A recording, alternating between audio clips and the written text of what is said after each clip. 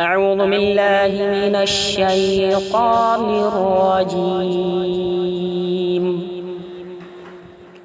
بسم الله الرحمن الرحيم.